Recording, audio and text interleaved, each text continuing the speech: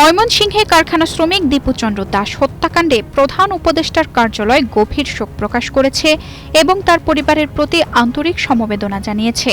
সরকারের পক্ষ থেকে শিক্ষা উপদেষ্টা অধ্যাপক সিআর আবরার মঙ্গলবার ময়মনসিংহে দীপুচন্দ্র দাসের পরিবারের সঙ্গে সাক্ষাৎ করেন। তিনি পরিবারের সদস্যদের প্রতি সরকারের সহমর্মিতা প্রকাশ করেন এবং এই কঠিন সময়ে পাশে থাকার আশ্বাস দেন।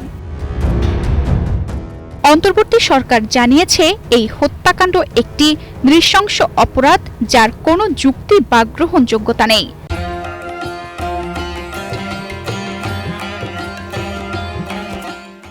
কোনো অভিযোগ, গুজব বা মতভেদ কখনোই সহিংসতার কারণ হতে পারে না। আইন নিজের হাতে তুলে নেওয়ার অধিকার কারণেই। সরকার আইনের শাসনের প্রতি তার অটল অঙ্গীকার পুনর্ব্যক্ত করেছে। কোনো অপরাধের তদন্ত ও ন্যায় বিচার নিশ্চিত করার দায়িত্ব কেবল রাষ্ট্রের। এই ঘটনায় জড়িত থাকার অভিযোগে আইন শৃঙ্খলা রক্ষাকারী বাহিনী ইতিমধ্যে 12 জনকে গ্রেফতার করেছে। তদন্ত চলমান রয়েছে এবং সরকার নির্দেশ দিয়েছে কোনো ব্যতিক্রম ছাড়াই মামলাটি সম্পূর্ণভাবে অনুসরণ করা হবে। এ ধরনের সহিংস অপরাধের বিরুদ্ধে কঠোর আইনগত ব্যবস্থা নেওয়া হবে।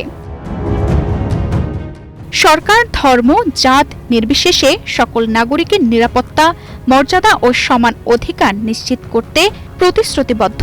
সরকার সকল সম্প্রদায়, প্রতিষ্ঠান ও নেতৃবৃন্দকে সহিংসতা প্রত্যাখ্যান করা, বিভাজন ও অস্থিরতা সৃষ্টির অপচেষ্টা রোধ করা এবং মানবিকতা, সংযম ও আইনের প্রতি শ্রদ্ধাশীল থাকার আহ্বান জানিয়েছে। প্রধান উপদেষ্টার কার্যালয় নিশ্চিত করেছে যে দীপুচন্দ্র দাসের পরিবারকে আর্থিক ও কল্যাণমূলক সহায়তা দেওয়া হবে এবং সংশ্লিষ্ট কর্তৃপক্ষ ভবিষ্যতেও পরিবারের সঙ্গে নিয়মিত যোগাযোগ রাখবে।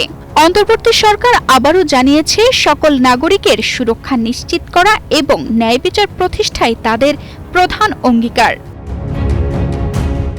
ডেস্ক রিপোর্ট, বাংলাদেশ প্রতিদিন।